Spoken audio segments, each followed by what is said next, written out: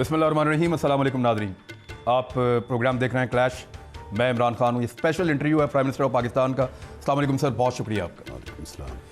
عمران خان صاحب سے ڈائریکٹلی بات چیت کا آغاز کرتے ہیں. کچھ ہم آج کے پروگرام میں پرائم منسٹر صاحب سے پوچھیں گے پاکستان کے انٹرنل حالات کے بارے میں, سیاسی حالات کے بارے میں, اور پھر پروگرام کا ایک حصہ ہم رکھیں گے بین الاقوامی جو ایشوز ہیں ان کے اوپر. سب سے پہلے خان صاحب, میرا کیونکہ آپ سے یہ پہلا انٹرویو ہے پرائم منسٹر آپ کے بننے کے بعد, عمران خان اپنے آپ سے کتنے مطمئن ہیں ان 2.25 سالوں میں؟ دیکھیں عمران, میں اس کا آپ کو 2 حصوں میں جواب دیتا ہوں. سب سے پہلے تو کیا میں مطمئن ہوں جتنی میں نے کوشش کی, کیا اس سے زیادہ میں کوشش کر سکتا تھا؟ میں بالکل مطمئن ہوں. یعنی میں نے کبھی کسی چیز زندگی میں اتنی محنت نہیں کی جتنی جب سے میں پرائم منسٹر بنا ہوں. ایک چھٹی نہیں لی ابھی تک, ایک دن کی چھٹی نہیں. یعنی کہیں کو بیمار ہو جاتا ہے, فلو ہو جاتا ہے, ایک دن کی چھٹی نہیں لی. اور جتنی میرے میں ہمت تھی میں سمجھتا ہوں اس سے زیادہ میں نے کام کیا. اب دوسرا پہلو اس کا آ جائیں کہ کیا میں مطمئن ہوں کہ ہم نے جس طرح یہ 2 سال میں ملک چلایا, کیا میں مطمئن ہوں؟ میں سمجھتا ہوں کہ اگر میں ہائنڈ سائٹ, یعنی میں اگر مجھے پھر سے کرنا پڑتا تو 2-3 چیزیں میں مختلف کرتا. مثلا IMF کے پاس سیدھا ہی چلا جاتا. وہ ڈیلے کرنے سے ہمیں نقصان ہوا, کیونکہ دیکھیں اکانومی کے لیے جو سب سے مشکل چیز ہوتی ہے وہ ہوتی ہے انسرٹنٹی. جب آپ ایک انپریڈکٹیبل, یعنی اکانومی میں یہ مارکیٹ کو یہ ہو کہ پتہ نہ ہو کہ اب کیا ہونا ہے, وہ مارکیٹ کے لیے بڑا برا ہوتا ہے, کیونکہ سب کچھ رک جاتا ہے, انویسٹمنٹ رک جاتی ہے. تو میں اگر پیچھے دیکھتا ہوں تو وہ جو دور تھا جب کہ IMF میں جانا ہے نہیں جانا, اس سے میں بڑا نقصان ہوا, اور وہ ہمارا شروع کا دور تھا. دوسری چیزیں, اگر مجھے شروع میں پوری طرح اندازہ ہو جاتا کہ کتنا بڑا پاور کا کرائسس ہے, یعنی جو بجلی کا کرائسس کتنا بڑا چھوڑ کے گئے ہیں, مجھے شاید اگر اندازہ ہو جاتا تو میں وہ جو اب قدم اٹھا رہا ہوں وہ میں پہلے اٹھا لیتا, اس سے بھی فائدہ ہو جاتا. اور باقی بیسکلی چیزیں کیا میں کچھ کر اس لیے نہیں سکتا تھا کیونکہ ہم پہلی دفعہ گورنمنٹ میں آئے تھے, اور آہستہ آہستہ پتہ چلنا شروع ہوا کہ PIA کا کیا حالات ہیں, سٹیل مل کا کیا سچویشن جو بند پڑی ہے اس کے اوپر کیا, اور ان کے اوپر کرنا کیا. یعنی آہستہ آہستہ چیزیں سمجھ آنی شروع ہوئی پوری. اور وہ بیوروکریسی نے کوآپریٹ نہیں کیا. بیوروکریسی نے کوآپریٹ نہیں کیا آپ کے. دیکھیں شروع میں, اور میں پھر تیسری چیز اب آپ کو کہہ دیتا ہوں. دیکھیں پاکستان سے ہوا کیا, 1960s میں جو پاکستان کی بیوروکریسی تھی وہ سارے ایشیا میں سب سے اچھی تھی. سب سے مشکل امتحان تھا سول سروس ایگزام, جو سارا پاکستان کا بہترین ٹیلنٹ سول سروس ایگزام لیتا تھا, اور ایسٹ اور ویسٹ پاکستان کے بیچ میں ہوتا تھا. تو وہ جو کوالٹی کی بیوروکریسی تھی وہ ہمیں تو ابھی بھی یاد ہے, اور وہ پرانے بیوروکریٹس بھی ہمیں پتہ ہے. اور وہ تب انٹرفیرنس بھی نہیں تھی 60s میں. جو سارا پاکستان کی ڈیولپمنٹ ہوئی 60s میں وہ بیوروکریسی نے کی تھی. ہمارے پاس تو, اور تب پولیٹیکل گورنمنٹ بھی نہیں تھی. یعنی بڑے بڑے پاکستان کے پروجیکٹس, ڈیم بنی, اور پاکستان میں بہت اچھی چیز ہو. یعنی ہمیں پاکستان کی عزت دنیا میں دیکھیں آپ. پریزیڈنٹ ایوب جاتا ہے جب امریکہ, تو ان کا پریزیڈنٹ ایئرپورٹ پہ لینے آتا ہے. جو جس طرح دنیا میں جو ہمارا ایک مقام تھا. اور آپ PIA دیکھ لیں, یعنی ایئر لائن دیکھیں, انٹرنیشنل کوالٹی کی تھی. اس کی وجہ کیا تھی؟ ہمارا جو ایڈمنسٹریٹو سٹرکچر تھا وہ بہت ہائی کوالٹی کا تھا. آہستہ آہستہ ہو کیا گیا, آہستہ آہستہ یہ بیوروکریسی کے اندر پولیٹیسائزیشن آنی شروع ہوئی, 70s میں شروع ہوئی. اور پھر یہ جو 2 جماعتوں نے اس ملک کی تباہی کی ہے. دیکھیں انہوں نے کیا جب پیسہ بنایا نا ان کے لیڈرز نے, تو پیسہ بنتا ہی تب ہے جب آپ ایک اداروں کو کمزور کریں, کیونکہ جو اداروں نے چیک کرنا ہے آپ کی چوری کو, آپ جب تک اس کو کمزور نہیں کرتے, مثلا سارے احتساب کے ادارے, جوڈیشری, FBR, SCCP, ان کو انہوں نے کمزور کیا پیسہ بنا تاکہ یہ پکڑے نہ جائیں. تو جب انہوں نے نہیں پکڑے جانا تھا, باقی انہوں نے بھی نہیں پکڑے جانا تھا. تو ہمیں جو اگلا پرابلم آیا, ہمارے جو بیوروکریسی کی جو کوالٹی ہے وہ بہت نیچے چلی گئی ہے. اس کے اندر بہت پولیٹیسائزیشن کی وجہ سے انہوں نے اپنے فیورٹس لے کے آئے, میرٹ ختم کر دی. اس سے جو ایڈمنسٹریٹو اسٹرکچر ہے وہ کمزور ہو گیا. خان صاحب, وزیر اعظم بننے سے پہلے اور اس سیٹ پر بیٹھنے کے بعد آپ نے اپنے اندر کیا فرق محسوس کیا؟ یہ ایک دو چیزیں میں آپ کی ذات سے متعلق پوچھ رہا ہوں کیونکہ لوگ یہ جاننا چاہتے ہیں. آپ نے اپنے اندر کیا فرق, کوئی کمپرومائز کرنا آ گیا آپ کو, کوئی لچک پیدا ہو گئی آپ کے اندر؟ چینج تو یہ ہے کہ میں نے کبھی ایسی زندگی نہیں گزاری, کبھی اتنی دیر ایک کرسی پہ نہیں بیٹھ کے کام کیا, یعنی 8-8 9-9 گھنٹے بیٹھنا, یہ میں نے کبھی نہیں کیا. تو چینج تو اپنے آپ کو دیکھیں, میں آپ کو پھر مثال دیتا ہوں. کرکٹر تھا, میری اور زندگی تھی, میں بالکل اور طرح زندگی گزارتا تھا. میں نے ہاسپٹل کے لیے پیسے اکٹھے کرنے کے لیے مجھے اپنے آپ کو تبدیل کرنا پڑا. میں تو ملتا کسی سے نہیں تھا جب کرکٹر تھا, میں تو ایک بڑا 4-5 لوگوں میں محدود تھا, شاید تھا, پبلک میں نہیں جاتا تھا. ہاسپٹل کے لیے اپنے آپ کو چینج کرنا پڑا, پالیٹکس میں آیا پھر مزید چینج کرنا پڑا, جب پرائم منسٹر بنا پھر اپنے آپ کو چینج کرنا پڑا, کیونکہ آپ اپنی مقصد کے مطابق اپنے آپ کو چینج کرتے ہیں. تو لہٰذا چینج تو مجھے اپنے آپ کو بہت کرنا پڑا. لیکن میں یہ کہوں کہ میں نے میری صرف زندگی یہ ہے, آفس آتا ہوں, گھر جاتا ہوں, گھر جا کے کام کرتا ہوں, اور پھر اگلے دن آفس, یعنی یہ زندگی ہے. اب کوئی میں باہر نہیں جاتا شام کو. اس کی بہت بڑی وجہ یہ ہے کہ سیکیورٹی کرنی پڑتی ہے, خرچہ ہوتا ہے, خرچہ نہیں کرتا ملک کا. کوئی پرائیویٹ وزٹ پہ کہیں نہیں گیا, کوئی باہر دورے نہیں کیے. میرے بچے لنڈن میں ہیں, جب سے میں اقتدار میں لنڈن نہیں گیا. صرف اور صرف کام کے اوپر زور دیا میں نے, آفس اور گھر. آپ احتساب کا نام لے کر آئے تھے اقتدار میں, جو سب سے زیادہ آپ کا نعرہ فیسینیٹ کر رہا تھا. میڈیا میں بھی لوگوں کو, ہم جیسے لوگوں کو ایسا لگ رہا تھا کہ پاکستان کا لوٹ کا مار کا پیسہ واپس آئے گا. احتساب جو ہے وہ پاکستان میں ایک مذاق بنتا جا رہا ہے. جو لوگ گرفتار ہوتے ہیں وہ کلین چٹ لے کے باہر آتے ہیں, باہر آ کے پھر نعرہ لگاتے ہیں. احتساب کرنے والے ادارے اور احتساب کا نعرہ, یہ سارا کچھ کنٹروورشل ہو رہا ہے آپ کی موجودگی میں. یا تو اب تاثر یہ بن رہا ہے کہ یہ کرپشن ہوئی نہیں, یا یہ تاثر بن رہا ہے کہ یہ نظام بے بس ہو گیا. عمران, پہلے تو تھوڑا سا اس کے اوپر کلیئر ہو جانا. یہاں سسٹم یہ بن چکا ہے پچھلے 30 سالوں میں, اقتدار میں ہو پیسہ بناؤ. جیسے اقتدار سے واپس جاؤ, اگر آپ کا احتساب شروع ہو تو آپ کو جی انتقامی کارروائی شروع ہو گئی. ایگزیکٹلی. آپ پورا شور مچا دیں اور پھر انتظار کریں باری پھر آئے, پھر پیسہ بناؤ. جو دوسرے باہر جاتے ہیں ان کا احتساب کرو, وہ کہتے ہیں کہ انتقامی کارروائی شروع ہوگی. اور ہوا کیا ہے کہ پاکستان کے اندر ایک پوری پولیٹیکل کلاس, اس کے اندر زیادہ تر لوگ اس لیے نہیں آتے کہ انہوں نے ملک کے لیے کچھ کرنا ہے یا انہوں نے کوئی قانون سازی کرنی ہے, اس لیے آتے ہیں کہ یہ سب سے آسان طریقہ پیسہ بنانے کا ہے. اگر آپ ان کے جو بڑے بڑے نام ہیں, آپ صرف یہ دیکھ لیں کہ 30 سال پہلے کیا تھے اور یہ آج کیا ہے. آپ ان کے اثاثے دیکھ لیں, اصل اثاثے ایک تو چھپائے ہوئے ہیں انہوں نے. آپ صرف یہ دیکھ لیں کہ یہ اتنا زیادہ پیسہ کسی اور بزنس میں بن سکتا ہے. کوئی محنت کر کے آدمی اس طرح کا پیسہ بنا سکتا ہے. کمپٹیشن ختم ہو جاتا نا. نہیں, پوائنٹ یہ ہے کہ جب ایک پالیٹکس کو بنا دیا ایک طریقہ پیسہ بنانے کا, اور پھر آپ پیسہ بناتے ہیں تو آپ کو پکڑے بھی کوئی نہ. ایک تو ادارے کمزور کر دیے سارے جنہوں نے پکڑنا ہے, ان کو خود ہی کمزور کیا گیا. ایک ادارے کمزور ہو گئے ہیں. دوسرا, آپ تھوڑے سے لوگوں کو جمع کر کے کہے جی آپ بھی اتنے کرپٹ ہیں, آپ کو تو ان کو آپ کہیں کرپٹ ہے, اور دوسرا کہیں انتقامی کارروائی. دیکھو یہاں ذرا دیکھیں, پہلے ان کے جو دونوں پارٹیز آئیں, ان کے 11 سال دیکھ لیں. دونوں پارٹیز دونوں دفعہ کرپشن میں, دو دفعہ کرپشن میں نکالی گئی. زرداری کو نواز شریف نے جیل میں ڈالا. نواز شریف کے خلاف جو کرپشن کیسز ہیں وہ پیپلز پارٹی نے بنائے. پھر ان کو مشرف نے دونوں کو NRO دے دیا, یہ پھر پاور میں آ گئے. اب ہم جب آئے ہیں سارے ان کے کیسز اپنے کے بنے ہوئے ہیں, پرانے بنے ہوئے ہیں, ہم نے کیسز نہیں بنائے. اور کیسز چھوڑیں, BBC کے اوپر آصف زرداری اور نواز شریف کے اوپر ڈاکیومنٹریز ہیں ان کی کرپشن کے اوپر.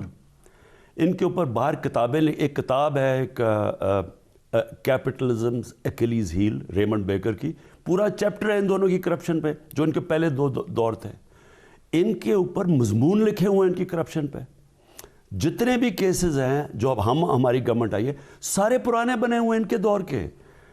نواز شریف کے دونوں بیٹے باہر بھاگے ہوئے ہیں کہ ہم جی پاکستان کے شہری نہیں ہیں. اربوں روپے کی پراپرٹیز ہے باہر, وہ ہم نے نہیں بنائے. اسحاق ڈار اور اس کے بیٹے باہر بھاگے ہوئے ہیں ہمارے سے پہلے کے. شہباز شریف کا جو سن ان لا ہے, جو اس کی بیٹی کا خامد, وہ باہر بھاگا ہوا ہے ہمارے سے پہلے. ہمارے دور میں صرف اور عابد شیر علی باہر بھاگا ہوا ہے. ہمارے دور میں صرف سلمان شہباز باہر بھاگے جب یہ ٹی ٹی کے کیس آئے. اور نواز شریف اور نواز شریف جھوٹ بول کے, دھوکہ دے کے, بیمار ہو کے وہ باہر گیا. یعنی ہم نے اس کو باہر نہیں بھیجا, عدالتوں نے بھی پھر ہمیں کہا کہ ذمہ داری ہماری ہے, تو اس کے اوپر وہ باہر گیا. تو سارا کچھ ہمارے اوپر کیا ہے. اب آ جائیں ہمارا احتساب. ہم نے سوائے شہباز شریف کے ٹی ٹی کیس کے ہمارے دور میں کچھ نہیں بنا. نظام ناکام ہو گیا سر. سو اب نظام پہ آ جائیں. پہلے تو یہ چیز یاد رکھیں کہ سارے جو ڈیولپنگ ورلڈ ہے, جو کہ ہماری طرح کے ملک ہیں جو ڈیولپ ہو رہے ہیں, جن کے ادارے کمزور ہیں, ادھر ہر جگہ وائٹ کالر کرائم, یہ جو بڑے پیسے چوری کرنے والے ہوتے ہیں, یہ بڑی مشکل ہوتی ہے پکڑنا. کیوں؟ ان کے پاس مہنگے وکیل ہوتے ہیں. ہمارے پاس جو گورنمنٹ کا وکیل ہوتا ہے وہ لاکھوں میں ہوتا ہے, یہ کروڑوں میں اپنے وکیلوں کو دیتے ہیں. پہلے تو بہترین وکیل, پھر ان کے پاس اتنا پیسہ ہوتا ہے کہ یہ پیسے کھلا دیتے ہیں انویسٹیگیٹنگ ایجنسیز کو. نیب کے اندر لوگ ان کے بیٹھے ہوئے ہیں. انہوں نے عدالتوں کا, اب یہ جو ارشد ملک کا کیس ہوا ہے جج کا, وہ ذرا کھول کے تو دیکھیں. اب نواز شریف اسی آدمی کو بلا رہا ہے جج کو, اس کو اس کا بیٹا مل رہا ہے وہاں, پیسے آفر کر رہا ہے. تو اس لیے آپ جب کنوکشن کی بات کرتے ہیں وہ مشکل ہوتا ہے. ہمارا ملک کے تو حالات برے ہیں. آپ ذرا ملیشیا دیکھ لیں. ملیشیا کے اندر مہاتر محمد ایک زبردست اکانومی چھوڑ کے گئے. وہاں بھی ایک نواز شریف کا آدمی آ گیا, ٹائپ آدمی آ گیا, وہ جو نجیب تھا, اس کے اوپر فلم بھی بنی ہوئی ہے نیٹ فلکس کے اوپر. اس نے بھی چوری شروع کر دی. وہی ملیشیا جو سب سے تیزی سے اوپر ایک مقروض ہو گیا, وہ امیر ہو گیا, اس نے اربوں روپیہ منی لانڈرنگ کی, ملک غریب ہو گیا. اس کو 2.5 سال لگے ان کو کنوکٹ کرنے میں. اب وہ جیل میں گیا نجیب. تو وہاں ملیشیا کا جو ہمارے سے بہتر سسٹم ہے, ان کو بھی 2.5 سال لگے. سر نظام کے اندر پھر تبدیلی آپ نہیں لا پا رہے, پیسے ریکور نہیں ہو رہے, بندے باہر چھوٹ رہے ہیں, احتساب کا مذاق اڑ رہا ہے, تو آپ اپنی رسپانسبلٹی کیا سمجھتے ہیں اس میں؟ دیکھیں, اب پہلی دفعہ پاکستان کی تاریخ میں وہ لوگ جیلوں میں گئے ہیں جو کبھی لوگ سوچ نہیں سکتے تھے. نمبر 1. نمبر 2, جو سارا اب ہمارے پر پریشر ڈالا جا رہا ہے وہ یہ, کیسز تو پرانے بنے ہوئے ہیں, یہ سارے مل کے, یہ جتنے جیب کترے ہیں, یہ سارے اکٹھے ہو کے اب یہ کہہ رہے ہیں کہ میرے اوپر پریشر ڈال رہے ہیں کہ ہم آپ کی گورنمنٹ گرا دیں گے اگر ہمیں این آر او نہ دو. این آر او اوپر سے جھوٹ بولتے ہیں کہ جی کون مانگ رہے ہیں این آر او. جب یہ فیٹف کا بل آیا, اب فیٹف پاکستان کا معاملہ ہے, پاکستان بلیک لسٹ ہو جائے فیٹف میں, ملک کے اوپر سینکشنز لگ جائیں گی, ملک کا دیوالیہ نکل جائے گا, کہ جو اکنامک ریکوری ہے ایک بند نیچے. تو آج جو لوگ مہنگائی کی بات کر رہے ہیں, لوگوں کو پتہ نہیں کہ اگر روپیہ گرا اور تو مہنگائی کتنی آئے گی. تو ہمیں بلیک میل کر رہے ہیں کہ ہم فیٹف کی لیجسلیشن, فیٹف ان کی وجہ سے گرے لسٹ میں گئے ہیں, ہم نے نہیں لے کے گئے. اس سے نکلنے کے لیے ہم نے لیجسلیشن پاس کرنی ہے. وہ کہہ رہے ہیں کہ ہم لیجسلیشن تب پاس کریں گے جب ہمیں این آر او دو. این آر او کیسے؟ کہ نیب کو ختم کر دو. نیب کی 38 میں سے 34 شکوں کے اندر چینجز لے کے آؤ تاکہ نیب ختم ہو جائے, تاکہ یہ بچ جائے. تو سارا جو گیم چل رہی ہے اس وقت, یہ اداروں کو یہ چاہ رہے ہیں کہ ہم زور لگا کے ان کو بچا لیں. میں ان کو یہ کہہ رہا ہوں کہ چاہے میری گورنمنٹ بھی چلی جائے, ہم نے آپ کو چھوڑنا نہیں ہے جب تک آپ پیسے واپس نہیں کرتے. ریکوریز تب ہوں گی جب ان کو یہ پتہ چل گیا کہ یہ جتنے مرضی پبلک میں نکلیں, جلسے کریں, جلوس کریں, ہم نے ان کو جب تک یہ پیسے واپس نہیں کریں گے ہم نے ان کو نہیں چھوڑنا. تو یہ اب سٹرگل ہے. یہ نظام ریکوری کر لے گا. سو اب عمران, اب یہ اگلی آپ بات کریں. دیکھیں اب یہ ہے ہمارے معاشرے کے اوپر. دیکھیں عدالتیں تو میرے نیچے نہیں ہیں, نیب میرے نیچے نہیں ہے, لیکن جو میرے نیچے اب ادارے ہیں, ہم جو اب تک اپنی انویسٹیگیشن ایف آئی اے کی کر رہے ہیں, اینٹی کرپشن کر رہے ہیں, یہ کیوں یہ آپ زیادہ زور لگا رہے ہیں کہ گورنمنٹ کو گراؤ, گورنمنٹ کو گراؤ؟ کیونکہ ان کو پتہ چل گیا کہ اب ہمیں جو میرے نیچے ادارے ہیں, ہمیں اب ان کے اوپر ایسی چیزیں مل رہی ہیں کہ ان کو پتہ ہے کہ جس طرح ٹائم جائے گا ہم نے ان کے اوپر وہ چیزیں نکال دینی ہیں کہ یہ ان کے بڑے, میں ان کی شکلیں جو دیکھتا ہوں جتنا شور مچا رہے ہیں, ان سب کو خطرہ ہے کہ یہ جیلوں میں جائیں گے. تو اب یہ ہے اس ایک ایسا ملک اس نیچ پہ بیٹھا ہوا ہے کہ یہ اب کوشش کر رہے ہیں ہمیں بلیک میل کرنے کی اور پریشر ڈالنے کی اور جلسے سے کہ ہم پیچھے ہٹ جائیں. ہم اور میں واضح آپ کو کر دوں کہ جو مرضی ہو جائے جب تک یہ پیسے واپس نہیں کریں گے اب ہم نہیں چھوڑیں گے نا. اور جو چیزیں مل رہی ہیں عمران, میں ایک اور آپ کو کہہ دوں, جو اب ہمیں چیزیں مل رہی ہیں یہ عوام کو میں ابھی بتا رہا ہوں, آپ آنے والے دنوں میں دیکھنا کیا کیا چیزیں. یہ صرف اوپر یہ چوری نہیں کر رہے تھے, ان کے نیچے وہ لوگ بیٹھے ہوئے تھے جو کئی ان میں سے ان کے پولیٹیکل لوگ تھے, کئی لوگوں کو قبضہ گروپس کو پناہ دے رہے تھے جو ان کو فائنانس کر رہے تھے, ان کو پاس اب ہم پہنچ رہے ہیں. ہمارے پاس اب ایسی ایسی چیزیں آ رہی ہیں, اربوں روپے کی زمینوں پہ قبضے کیے ہوئے ہیں انہوں نے, غیر قانونی طور کے اوپر انہوں نے عمارتیں بنائی ہوئی ہیں سرکاری زمینوں کے اوپر. جو یہ پیسہ بنا رہے ہیں یہ جنگ نظریے کی نہیں ہو رہی, یہ اس چوری کیے ہوئے پیسے کو بچانے کی جنگ ہے. ٹھیک. خان صاحب, اب ایسٹ ریکوری یونٹ جب آپ نے بنایا تو ہمیں لگا کہ اب پاکستان کو پیسہ واپس ریکور ہوگا, اور ایون جہاں تک امید تھی کہ بہت سارا پیسہ ریکور ہوگا, لیکن وہ ڈیٹا آیا نہیں آج تک کہ پیسے کی ریکوری ویسے ہوئی نہیں. ایک ملک ریاض نامی آدمی جو ہے وہ یو کے نیشنل کرائم ایجنسی نے $250 ملین ریکور کر کے پاکستان کو دیے, وہ بھی جو سپریم کورٹ نے اس کو یہاں کراچی کے اندر کرپشن پہ 400 ارب کا جرمانہ کیا تھا اس میں ایڈجسٹ کر دیا. سر, اگر اس طرح کے ٹائیکونس کو اور اس طرح کے بڑے بڑے بزنس مین کو کرپشن کرنے کے بعد اس طرح کے فائدے ملیں گے تو پولیٹیکل لوگوں کو بھی لگے گا کہ ہمیں بھی فائدہ ملنا چاہیے. نہیں, پہلے تو ملک ریاض کا جو کیس ہے وہ تو سپریم کورٹ نے فیصلہ کیا ہوا ہے, اور پاکستان کی تاریخ کا سب سے بڑا ان کے اوپر انہوں نے جو اب کہتے ہیں فائن لگا دیا ہے 450 ارب کا. یہ تو پاکستان کی تاریخ میں کبھی ہوا ہی نہیں, اور یہ سپریم کورٹ جتنی بڑی کرپشن اتنا بڑا فائن. اچھا, تو کم از کم ملک ریاض پیسے تو واپس کر رہا ہے. میں یہی تو آپ کو کہہ رہا ہوں کہ ہم ان سے بھی کہہ رہے ہیں, ہماری ان کی کوئی دشمنی تو نہیں ہے, یہ ابھی تک پیسے کیوں نہیں آ رہے پلی باگن کے اوپر. اب ان کے جو پیسے, سیاست ختم ہو جائے گی سر, سیاست ختم ہو جائے گی. سیاست ان کی سیاست کا مقصد پیسہ بچانا ہے. دیکھیں یہ نقصان کیا کر رہے پاکستان میں, اور پاکستان اکیلا ملک نہیں ہے, آپ ہر ڈیولپنگ ملک افریقہ کے اندر ملک دیکھ لیں, ان کی تباہی یہ نہیں کہ وہاں وسائل کی کمی ہے, وہاں سارے اس طرح کے لوگ اوپر بیٹھے ہوئے ہیں. جب آپ کا پرائم منسٹر اور وزیر چوری کرتے ہیں نا, وہ سارا ملک تباہ کر کے رکھ دیتے ہیں, تو یہ سارا سسٹم تباہ کر دیتے ہیں. اب پہلے یہ کرتے ہیں چوری کر کے, پھر اگلا ان کی ہوتی ہے وہ چوری کو بچانے کے لیے. میں ایک چاہوں گا, ایک کلپ ہے میرا جو میں نے پہلے دن جب میں اپنا حلف لیا, حلف لینے کے بعد میں نے ایک قوم سے خطاب کیا, وہ ضرور تھوڑا سا کلپ چلائے. میں نے 2 چیزیں خاص طور پہ کہی. میں نے کہا جب ہم ان کے اوپر ہاتھ ڈالیں گے یہ سب مل کے کہیں گے جی جمہوریت خطرے میں ہے, سب مل کے شور مچائیں گے. اور دوسری چیز بھی میں نے اس میں کہی, میں نے اس میں یہ کہا کہ ان کے جو مفادات ہیں اور جو پاکستان کا جو فائدہ ہے یہ بالکل تضاد میں ہے, یہ اپوزٹ ہے. اور وہی ہوا جو میر یاز صادق جو ایک نیا میر جعفر کے بعد نکلا ہے, اس کی زبان سن لیں, جو نواز شریف نے جس طرح آرمی چیف کو اور ISI چیف کو ہٹ کیا, کیا پاکستان کے آرمی چیف اور ISI چیف کو آپ ہٹ کر رہے ہیں اور فوج کو کہہ رہے ہیں کہ ان کے خلاف بغاوت کرو. تو کیا سمجھتے ہیں آپ, یہ غداری ہے؟ غداری یعنی نہیں, ہمارے پرائم منسٹر کیا سمجھتے ہیں؟ میں تو اپنے سے کہیں سے حیران ہوتا ہوں, وہ کہتے ہیں نہیں جی ہمارے یہاں غدار کسی. اس سے بڑی غداری آپ یہ کیا کہہ رہے ہیں؟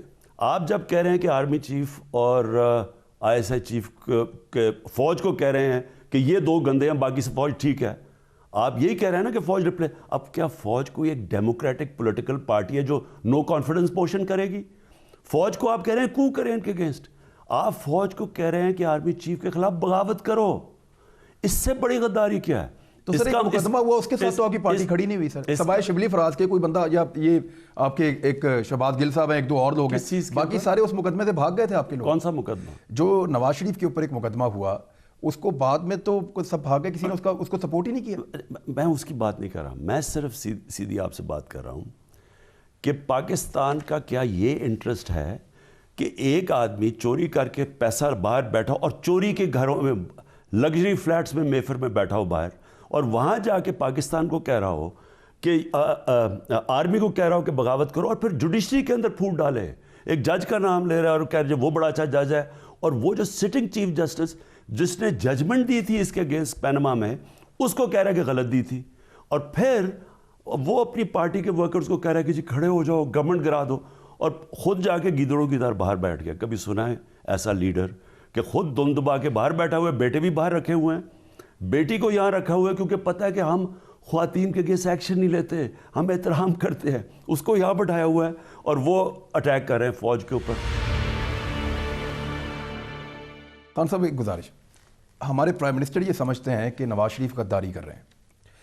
پرائم منسٹر یہ صرف اس لیے سمجھتے ہیں کہ ان کے بیانات سے آپ اندازہ لگا رہے ہیں, یا آپ کے پاس کوئی اور انسائڈر ہے, کوئی انفارمیشن آپ کے پاس ہے جس کی بنیاد پہ آپ یہ کہہ رہے ہیں کہ, کیونکہ دیکھیں آپ کے پاس ایجنسیز کی رپورٹ بھی آتی ہے, آپ کے پاس ہر طرح کی سہولت ہے جو ہمارے پاس نہیں ہے, تو کیا آپ کسی انفارمیشن کی بنیاد پہ یہ بات کر رہے ہیں کہ نواز شریف کسی ایجنڈے پہ چل رہے ہیں, یا صرف آپ کو اندازہ ہے؟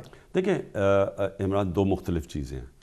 یہ جو آپ نے کہا نا کہ ابھی تک اب ہمیں جو چیزیں ملی, ہمارے دور میں صرف شہباز شریف کے اوپر یہ جو ٹی ٹی کا کیس ہے, ہم نے جو اس کے منی لانڈرنگ پکڑی ہے, یہ صرف ہمارے دور میں ہوا ہے. 2 سال لگے ہیں, اور یہی سب سے سالڈ کیس ہے, کیونکہ ثبوت ڈھونڈنے میں جو کہ عدالت میں سٹینڈ کریں گے, اس کے لیے آپ کو اگر پتہ بھی ہے کہ یہ ہو رہا ہے, لیکن جب تک وہ عدالت کے اندر سٹینڈ نہیں کرتا آپ انہیں عدالت میں لے کے جاتے. تو شہباز شریف کو 2 سال لگے ہیں ہمیں پورا فالو کرتے کرتے, اور اب جو باقی چیزیں مل رہی ہیں ان کے لوگوں کی, وہ بھی اگر ابھی تک آپ نے ایکٹ نہیں کیا اس لیے کہ پورے ثبوت لے رہے ہیں جو عدالت میں جا سکتے ہیں, اور وہ اب دیکھیں گے ان کی ابھی چیخیں نکلیں گی کہ اب ان کے اور نیچے لوگ بیٹھے ہیں ان کے اوپر ہاتھ ڈالیں گے کیونکہ ان کی چیزیں مل گئی ہیں. اب غداری کا کیس ہے, غداری کا کیس آپ پروو کرنا بڑا مشکل ہے. مجھے جو خبر ہے, اب حسین حقانی جیسا آدمی, کون سا پاکستانی نہیں جانتا کہ وہ بیٹھ کے امریکہ میں کیا انڈین لابی کے ساتھ مل کے پاکستان کے خلاف کام کر رہا ہے. جو پاکستانی باہر بیٹھتے ہیں, آپ سوچو اس کے ساری اس کی جو کمیونیکیشن اسٹریٹجی ہے وہ پاکستان کی فوج کے خلاف ہے. جی پاکستانی فوج سب کچھ ظلم کر رہی ہے, عمران خان ایک پتلا ہے, یہ سارا کر رہا ہے. کس کی زبان کر رہا ہے؟ وہ ہندوستان بھی وہی کر رہا ہے. ہندوستان کی کوشش ہے کیا؟ پاکستانی فوج کو ڈسکریڈٹ کرے.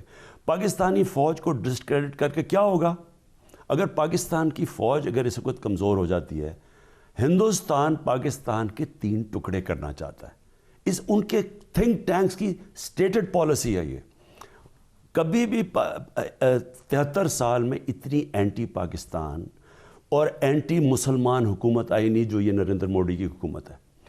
اور ان کی پوری کوشش یہ ہے کہ پاکستان کے اندر وہ جو ہائیبرڈ وارفیئر کریں, 5th جنریشن وارفیئر, ٹیررزم کریں, یہ جو دہشت گردی ہے, جو ہمارے فوجی قربانیاں دے رہے ہیں, یہ جو کلبھشن یادیو ٹائپ جو ان کی گیمز چل رہی ہیں, ان کی کیا کوشش ہے؟ پاکستان کو کمزور کرنے کی نا. تو یہ کیا کر رہا ہے نواز شریف؟ یہ وہی زبان استعمال. کیوں آج ہندوستان میں نواز شریف کو اتنا چرچا؟ عمران خان بالی ووڈ کا ویلن ہے, لیکن نواز شریف کوئی بہت بڑا ڈیموکریٹ آ گیا ہے. جو ضیاء الحق کی گود میں پلا تھا وہ آج ڈیموکریٹ آ گیا ہے. یعنی عمران خان جس نے 23-24 سال زیرو سے اپنی پارٹی شروع کر کے پبلک کو موبلائز کر کے آیا, 5 سیٹوں میں جیتا ہے. پاکستان کی تاریخ میں کوئی جیتا ہی نہیں ہے. وہ فوج کا پپٹ ہے جو ضیاء الحق نے جس نے اس کو تیار کیا تھا, اور جنرل جلانی نے, وہ ڈیموکریٹ. کیونکہ ہندوستان کو سوٹ کرتا ہے نواز شریف, عمران خان نہیں سوٹ کرتا. نواز شریف غدار ہے, یہ آپ کی اسیسمنٹ ہے, انفارمیشن نہیں ہے. انفارمیشن ہے جو کہ سٹینڈ نہیں کبھی کرے گی, کیونکہ ایجنسیز کی انفارمیشن عدالت میں تو نہیں سٹینڈ کرتی. مثلاً کیا ملاقاتیں کی انہوں نے کچھ؟ کیا ہمیں پتہ ہے یہ کس سے ملتا رہا وہاں, ہمیں یہ پتہ ہے کہ وہاں پوری انفارمیشن ہے کہ کن کن سے یہ ملتا ہے. حسین حقانی ان کی کمیونیکیشن اسٹریٹجی چلاتا ہے نواز شریف کی, وہ بیٹھ کے وہاں سے. حسین حقانی کا ہمیں اگر آپ کو نہیں پتا تو وہ بھی پتہ ہے کہ وہ جو زرداری کا کیس تھا, جو نواز شریف نے ہی اس کو زرداری کے خلاف عدالت میں کیس کیا, میمو گیٹ سکینڈل کے اندر کون تھا؟ حسین حقانی تھا, جو امریکہ کو کہہ رہا تھا کہ آ کے پاکستان کی فوج سے بچاؤ اسد زرداری کو. سر یہ کیا بے بسی نہیں ہے ایک وزیر اعظم کی کہ اس کو پتہ ہے کہ ایک آدمی غداری کر رہا ہے اور اس کے خلاف غداری کا مقدمہ نہیں چلا سکتا؟ نہیں, دیکھیں پھر سے میں ریپیٹ کرتا ہوں, عدالت کے اندر آپ کیس تب تک نہیں لے جا سکتے جب تک وہ ثبوت جو عدالت میں سٹینڈ کرتے ہیں. You are working on it. دیکھیں وہ ایجنسیز کی رپورٹس کے اوپر آپ عدالت میں نہیں جا سکتے. لیکن آپ اس کے لیے ثبوت تو اکٹھے کریں گے نا. آپ کا ارادہ ہے یا نہیں؟ لیکن مجھے یہ بتائیں عمران, کیا ہمیں نہیں سمجھ آ رہی کہ جو آدمی پاکستانی فوج کے آرمی چیف نام لے لے کے اور ISI چیف کو ہٹ کر رہا ہے, کیا یہ ہندوستان کی زبان نہیں بول رہا اور ہندوستان ہمارا خیر خواہ ہے؟ کیا ہندوستان, ہمیں کوئی شک ہے کہ ہندوستان اس کو چاہ رہا ہے کہ پاکستان کی فوج کسی طرح, جس طرح کہ پاکستان کی فوج کمزور ہوئی پاکستان گیا.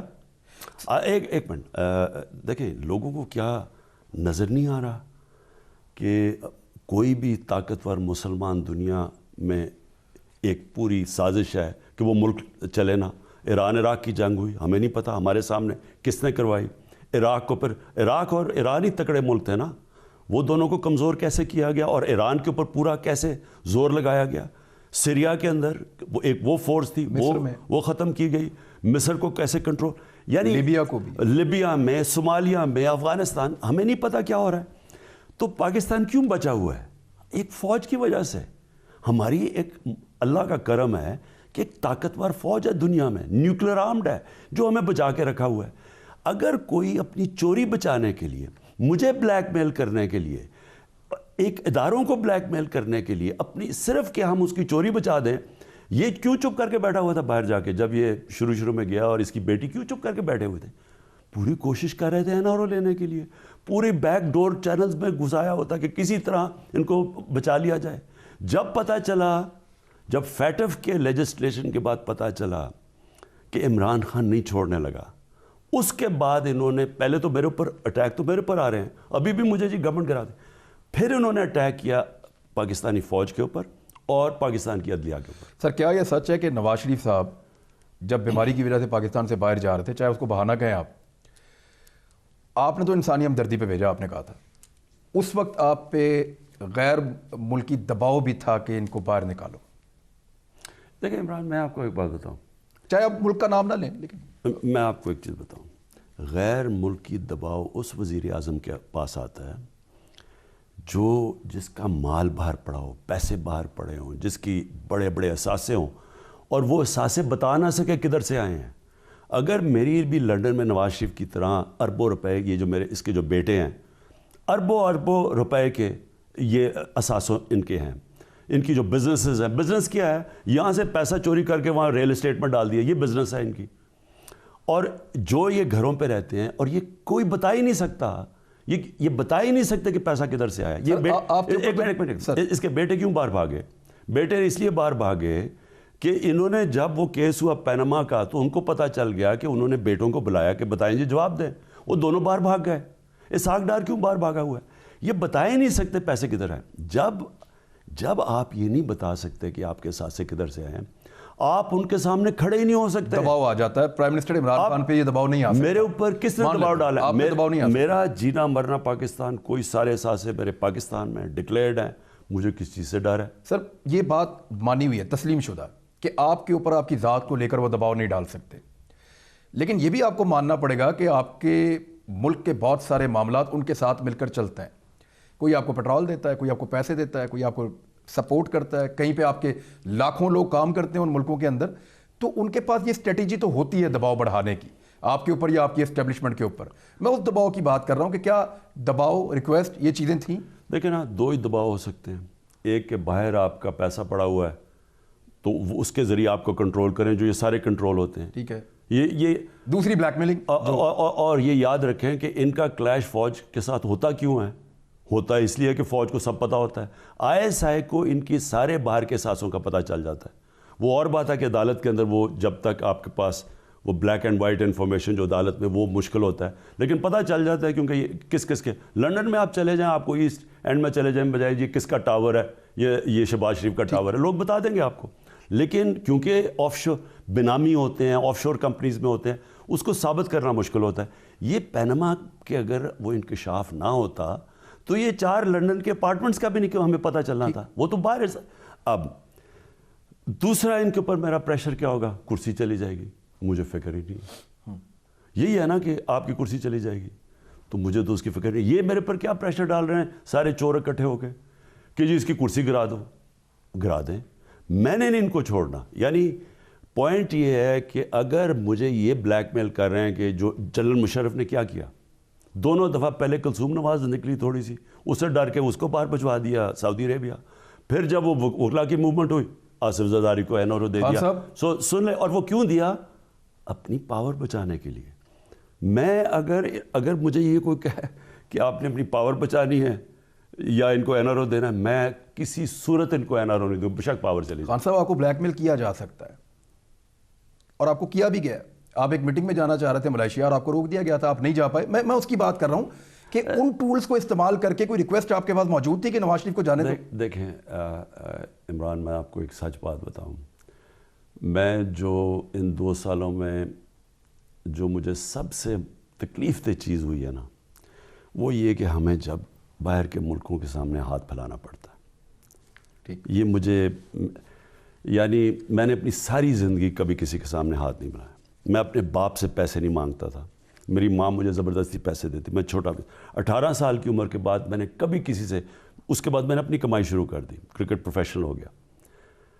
شوکت خانم کے لیے میں نے پاکستانیوں سے پیسہ اکٹھا کیا، کبھی میں نے نان پاکستانیوں کے سامنے ہاتھ نہیں پھیلایا. یہ مجھے جو جا کے اپنے ملک کے لیے جو قرضے لینے پڑے ہیں نا، یہ میرے لیے سب سے مشکل چیز رہی ہے.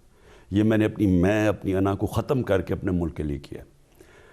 میں اور دعا کرتا ہوں اللہ سے، اور یہ یقین کرو عمران، میں ہر روز دعا کرتا ہوں کہ اللہ ہمیں اپنے پیر پہ کھڑا کرے، خوددار قوم بنائے. کیونکہ یہ جو ہمیں انہوں نے کیا ہے، یہ مجھے جو غصہ چڑھتا ہے کہ انہوں نے قرضے لیتے گئے، اور قرضے لے کے جو انہوں نے پیسہ بنایا ہے، جو ان کا رہن سہن ہے. آپ کو پتہ ہے میں نے سارے میری پرائم منسٹر ہاؤس کے خرچے 30% ہم نے کم کیا مہنگائی کے دوران. میں نے کوئی میری فورن ٹریول میں اٹھا کے دیکھے میں نے کتنے پہ کیا. انہوں نے $14 لاکھ پہ کیا ہوا ہے امریکہ کا ٹرپ، جو میں نے $1.5 لاکھ میں کیا. ایک طرف آپ رہن سہن ایسا کر رہے ہیں کہ بادشاہوں والا، دوسری طرف قرضے پہ ملک چلا رہے ہیں. اور وہ جو آپ کو دیکھیں، اور ان کو شرم نہیں آتی. یہ جب جاتے تھے ان کی طرف، جس طرح باہر کے، آپ کو پتہ ہی ہے کیسے ان کے پیروں میں گرے ہوتے تھے. ہمارے لیے ہمارا ملک اللہ نے وہ نعمتوں سے بخشا ہوا ہے، کوئی ضرورت نہیں ہے کہ ہمیں کسی کے سامنے ہاتھ پھیلانے پڑے. اور میں یہ بھی آپ کو بتا دوں، یہ زیادہ دور ٹائم نہیں ہے کہ جب ہمیں کبھی کسی کے سامنے نہیں ہاتھ پھیلانے پڑیں گے، بلکہ ہم لوگوں کی مدد کیا کریں گے. اللہ کرے وہ وقت ہے پاکستان کے لیے. ایک بریک یہاں ہم لے لیتے ہیں، بریک سے واپس آتے ہیں تو کچھ خان صاحب کی پارٹی کے بارے میں، کچھ گورننس کے بارے میں، مہنگائی کے بارے میں، اور پھر انٹرنیشنل افیئرز پہ تھوڑی بات کرتے ہیں. ہمارے ساتھ ہی رہیے گا. ویلکم بیک ناظرین.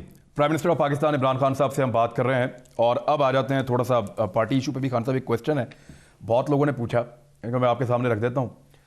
فردوس عاشق احوان صاحبہ کو یہاں سے جب نکالا گیا تو ان کے اوپر کرپشن کے چارجز بھی تھے. ایک رپورٹ بھی یہاں موجود تھی آپ کی ٹیبل پہ، اور اس کا تذکرہ بھی ہوتا رہا. ایسی کیا ضرورت پڑی کہ 6 مہینے کے اندر اندر وہ جا کے پنجاب میں حکومت میں شامل ہو گئی تھے؟ دیکھیں، فردوس کے اوپر کوئی کرپشن کیسز نہیں تھے، ایسے نہیں چارجز تھے. دیکھیں چارجز وہ تو ساروں کے اوپر لگ جاتی ہیں. نہیں، ایسی نہیں تھی بات. وہ میں نے سارا اسٹڈی کیا تھا، لیکن وہ ہم چاہتے تھے کہ ایک چینج کریں اس وقت. اور میرے خیال میں پنجاب میں ان کی بہت ضرورت ہے، اور اس کی وجہ یہ ہے کہ پنجاب کے اندر بدقسمتی سے جو ہمارے منسٹرز ہیں وہ اتنا سامنے آ کے بات ہی نہیں کرتے. کیونکہ دیکھیں پولیٹکس کے اندر 2 چیز، وزیر جو ہوتا ہے وہ اپنی وزارت بھی سنبھالتا ہے، پھر ایک لیڈر ہوتے ہوئے وہ پھر اس کو آگے جا کے پروجیکٹ کرتا ہے پبلک میں، تو وہاں کرتے نہیں ہیں. اور فردوس کی بڑی کوالٹی ہے، اور اس طرح وہاں ویسے وہ کیا اس مختار کو اون نہیں کر رہے پنجاب کے جو آپ کے منسٹرز ہیں یا لیڈرز ہیں؟ دیکھیں، کیونکہ اس کو ڈیفینڈ کرنے کوئی نہیں آتا. نہیں، دیکھیں پرابلم یہ ہے کہ عثمان کی جو ویکنس ہے میں آپ کو بتاؤں، اس کی ویکنس یہ ہے کہ وہ میڈیا سیوی نہیں ہے. وہ بلکہ جس طرح نواز شریف جب شروع میں آیا تھا تو نواز شریف سے پریس کانفرنس نہیں ہوتی تھی جب تک لفافے نہ دیے اور پتہ ہو کہ کون سے کویسچن پوچھے جاتے ہیں. تو یہ ابھی اس میں وہ ہے نہیں، کانفیڈنس نہیں ہے. لیکن عثمان کام زبردست کر رہا ہے، اور وہ واضح ہو جائے گا تھوڑی دیر میں سب کے سامنے. تو وہ کیونکہ اپنے آپ کو وہ پروجیکٹ نہیں کر سکتے، اور پھر میڈیا پہ پیسہ نہیں چلا رہے جس طرح شہباز شریف چلاتا تھا. تو اس لیے ہمیں ضرورت ہے کہ کوئی ایک تکڑا اسپوکس پر. فیاض چوہان بھی زبردست کام کر رہے تھے، لیکن ان کی وزارت بھی ہے اور وہ اسپوکس پرسن بھی ہیں. ساتھ پھر ہم نے فردوس کو بھی وہاں لگا دیا. اچھا سر، آپ کا کوئی رشتہ دار یہاں پہ پرائم منسٹر ہاؤس میں نہیں رہتا، یہ میں نے آج پتہ کروایا. ادھر 7-8 گھر ہیں باہر, اس کے اندر جو ہے وہ کوئی بھی وزیر اعظم آتا تھا ان کی قریبی فیملی سارے یہاں پہ آ کے ایڈجسٹ ہو جاتے تھے. آپ نے یہاں پہ کسی رشتہ دار کو نہیں آنے دیا, اور میری انفارمیشن کے مطابق آپ یہاں خود بھی نہیں رہتے تھے, سٹاف بھی یہاں کا کم ہو گیا. میں خود اگر آپ اپنے رشتہ داروں کو موج مستی نہیں کرنے دے رہے تو عثمان بزدار کے رشتہ دار اور دوست کیوں موجوں میں ہیں؟ میں نے ثبوتوں کے ساتھ ساری سٹوریز کی تھیں, میں ان کے اوپر آج بھی سٹینڈ کرتا ہوں. آپ نے عثمان بزدار صاحب سے میری 2 گھنٹے کی ملاقات میں وہ میرے ایک سوال کا جواب نہیں دے پائے کہ جس میں وہ کلیئر کر پائیں کہ یہ معاملہ ایسے نہیں یا ایسے ہے. تو سر کیوں ان کو آپ نے وہ چھوٹ دی ہے جو آپ نے خود اپنے رشتہ داروں کو نہیں دی؟ پہلی چیز تو میں یہ واضح کر دوں کہ میں اپنے گھر میں رہتا ہوں, میں یہاں پرائم منسٹر ہاؤس نہیں رہتا. یہ میں نے اپنی 24 سال پہلے میں نے اس لیے کہا تھا کہ ایک ملک جس کے حالات جو پاکستان کے ہیں, قرضے لے کے ہم قرضے لے کے ملک چلا رہے ہیں. تو جب آپ قرضے لے کے چلاتے ہیں تو جو ملک کا سربراہ ہوتا ہے وہ اپنی مثال سے ایک کم خرچے کرتا ہے. تو میں اس لیے نہیں کر رہا کہ کوئی میں ووٹ لینا چاہتا ہوں. یہ ایک انسان کے اندر سے چیز نکلتی ہے کہ اگر ملک قرضے پہ, ایک گھر ہے آپ کا, میں سربراہ ہوں گھر کا, گھر قرضے پہ چل رہا ہے اور میں اپنی عیاشیاں کر رہا ہوں جو آج تک ہوتی رہی ہے. تو اس لیے پہلے تو میں اس کو کلیئر کر دوں, میں اپنے گھر کے خود خرچے دیتا ہوں. کوئی میرا کیمپ آفس نہیں ہے, کوئی میں گورنمنٹ کے خرچوں پہ نہیں رہتا. اب عثمان پہ آ جائیں. دیکھیں عثمان ایک سب سے غریب علاقہ جو ہے نا پنجاب کا, ڈی جی خان ڈسٹرکٹ, ادھر سے آتا ہے. اور ڈی جی خان کا بھی غریب علاقہ ہے جو کہ قبائلی علاقہ ہے وہاں کا. یہ عثمان بزدار وہ قبائلی علاقے سے, جہاں پانی نہیں ہے پینے کا, وہاں جو لوگ, بجلی نہیں ہے, وہ اس علاقے سے ہے. اب جب اس علاقے سے کوئی آتا ہے, اور مجھے پتہ ہے اس لیے کہ میاں والی میرا حلقہ ہے, تو جب میاں والی کے وہ حالات نہیں ہیں جو ڈی جی خان کا قبائلی علاقے کے, وہ بہت پیچھے, سب سے پیچھے ہے. اور وہی وجہ تھی میں چاہتا تھا عثمان آئے, کیونکہ میں یہ چاہتا ہوں کہ ایک ایسا آدمی آئے جس کو کم از کم فکر ہو, اس کو درد ہو. مثلا جو پناہ گاہ ہے, میں نے جب پناہ گاہ بنایا تو اس عثمان نے ساری جو میری ان چیزوں کے اوپر پوری طرح اس کو سمجھ آئے, کیونکہ وہ جانتا ہے غریب آدمی کیسے رہتا ہے. اب آپ کی جو بات آ گئی نا کہ رشتہ داروں کی, جب آپ ایسے علاقوں سے آتے ہیں تو آپ کے رشتہ دار کہتے ہیں جی ہمیں بھی کچھ کرو, ہم ٹھیکے شکے لیتے ہیں, کوئی کام شام کروا کے دیں. ٹھیکے نہیں, کوئی نوکریاں, ٹرانسفر پوسٹنگ سب چل رہا ہے سر. ہاں, تو ٹرانسفر پوسٹنگ کا مطلب کوئی نوکریاں ہوں, وہ ایکسپیکٹ کرتے ہیں. اور یہ انفارچونیٹلی ایک دن کے اندر آپ یہ نہیں کہہ سکتے, جو آدمی وہ ووٹ لے کے آیا اس غریب علاقے سے, وہ کہتے ہیں جی ہم آپ کو ووٹ دیتے رہے ہیں, ہمیں بھی کوئی نوکریاں دو. یہ کوئی کرپشن نہیں ہے جو میں تصور کر رہا ہوں. مثلا اس کا مقابلہ کریں شہباز شریف سے, 23 ارب روپے کی, تو اس کی صرف 2 کمپنیوں کی, یہ جو ابھی کیس چل رہا ہے شہباز شریف کا, 23 ارب روپیہ صرف 2 کمپنیز کی کرپشن کا ہے. سو کہنے کا مقصد یہ ہے کہ پنجاب ہے 60% پنجاب پاکستان کا بجٹ. اگر جو اب ان کی کرپشن نکل رہی ہے, آپ کو اندازہ نہیں کہ آپ کے یہ نوکریاں کرپشن نہیں ہے, جب ہر جگہ وہ پیسہ بنا سکتا ہے پنجاب کا چیف منسٹر. تو میرا میں واضح طور پہ کہتا ہوں کہ کوئی بھی, کیونکہ میں خود دیکھ رہا ہوں پنجاب کو, کوئی کانٹریکٹ, بڑا کانٹریکٹ کوئی بھی میرے پوچھے بغیر نہیں ہوتا.